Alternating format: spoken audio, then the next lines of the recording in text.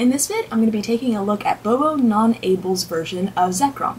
While Zekrom typically just runs with Pachirisu and Shaman and maybe a few other things, bobononeable adds a Magnezone Prime to his in order to get sufficient draw power. It's a really interesting tech, so let's see how it works.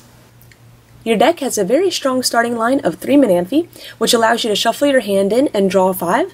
It requires 1 energy card, but unlike the Cleffa, it doesn't go to sleep, and it has a little bit more HP so it can survive a donk. I would recommend dropping your line of 3 down to 2, and including 1 tie rogue so that hopefully you can get the donk off of your opponent, and you never know when you might be able to tie rogue stall later in the game as you finish getting setting up. Your Zekrom strategy is pretty typical. You run 3 Zekrom, and you aim to Bolt Strike every turn for 120. In order to get those 2 lightning energy on, you use Pachirisu's Shelf Generation to attach them in 1 turn when you play it onto the bench. You attach 1 card manually for the turn, and then use Shaman Celebration Wind to move those lightning energy from Pachirisu to Zekrom, allowing him to attack, hopefully turn 1 or turn 2. One card that I might suggest adding is 1, maybe 2 Unknown Darks. When you play it onto the bench, you get to search your deck for a dark Pokemon. This can ensure that you get the donk T1, T2. If you have 1 Zekrom and a Pokemon Collector, you can search for Pachirisu, attach the 2 lightning energy, use Unknown, search for the dark energy, and use that dark energy as your manual attachment, and then use Shaman Celebration Wind to just move it all around. The interesting thing about this deck is it has a draw engine of Magnezone Prime. You run a 3-2-3 line, but I'm afraid that this might be just too heavy. Your bench is already going to be pretty full with Pachirisus and Shamans, so I might recommend decreasing this down to a 2-1-2.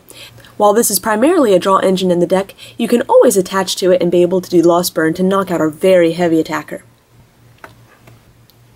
Your deck consists of 13 electric and 2 rainbow energies. I don't think Shaman is a very strong attacker, so I would drop the 2 rainbow energy and put in 2 dark energy if you decide to run the Unknown. If you don't decide to run the Unknown, I would just turn those into more electric energy or just drop them completely, because I think there's a few more things we can add to your trainer and supporter line to make it a bit stronger. The first thing I would do is increase your line of Seeker and Super Scoop Up from 2 each to 4 each. I know that might seem a bit heavy, and while I'm not a fan of the flippiness of Super Scoop Up, the point of this deck is to be able to reuse those Pachirisu and Shaman so that you don't have to waste all the bench space. Therefore, maxing out these lines is going to be huge. I would also increase your line of Junk Arms to 3, maybe even 4, so that you can reutilize those Scoop Ups as well as any other cards in this deck.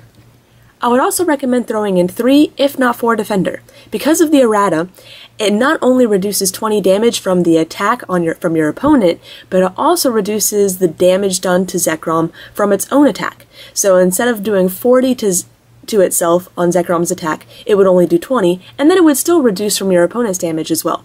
This is going to make your Zekrom last a lot longer. To search out for basic Pokemon, you run 2 Dual Ball and 1 Pokemon Collector. Since the majority of this deck consists of basic Pokemon, I would highly recommend increasing this number.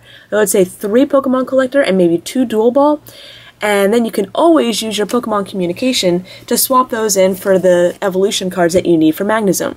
You run 3 Communication, which I think is a perfect number, and I'd leave that the same.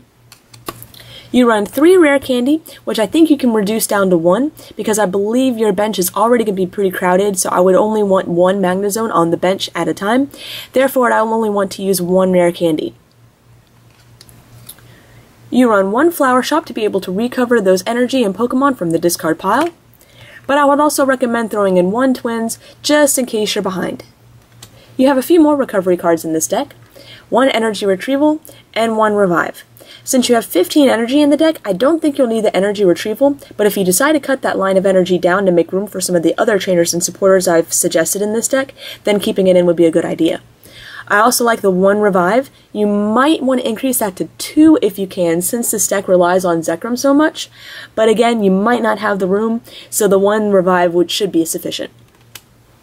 You run 1 Juniper, which I think is perfect, enough to get you a nice fresh new hand, but not enough to run the risk of decking yourself.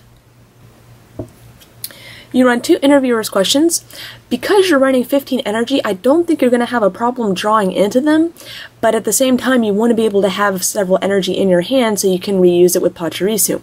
So this is kind of an up to you. If you're finding that the way the deck runs you're able to draw into plenty of energy, I would skip the interviewers. If you're finding that you're having a hard time, especially if you decide to reduce your amount of energy, then maybe sticking with one interviewers, but there's already so many things like the Seeker and Scoop Up that I think are more important to add to this deck at the moment. The interviewers may be a card that can be expendable. You run one switch, which I think is fine. Typically, I would say you can drop it since you don't run the babies and don't run the risk of them being sleeping on your turn. However, with Magnezone Prime, there's a good chance that someone can Pokemon Catcher or Reversal it up just to stall for a little while, and rather than paying that heavy retreat cost, you can just use your switch. I would drop the 2 Elm to try and make room in this deck for some of your other cards. You're going to be able to search out for those evolution cards pretty easily with Pokemon Communication, so I don't think Elm is a requirement. Even if you run up against a Vileplume deck, you can easily survive without your Magnezone and just rely on your Pokemon collectors to search out for your basics and hit hard with Zekrom. And the last suggestion I have is to tweak your hand refresher line. Right now you only have 2 Pont. I would like to see probably 2 Pont, and if you can find room for it, 1 or 2 Judge. If you can get your Magnezone up and judge your opponent, that allows you to still draw into a few extra cards, but can really disrupt your opponent. So I know I made quite a few suggestions, and it might be difficult finding room for all of them, so you might have to reduce your energy line. Again, reducing that Manaphy line and maybe throwing in a Tyrogue, and reducing the Magnezone line will also help you get there.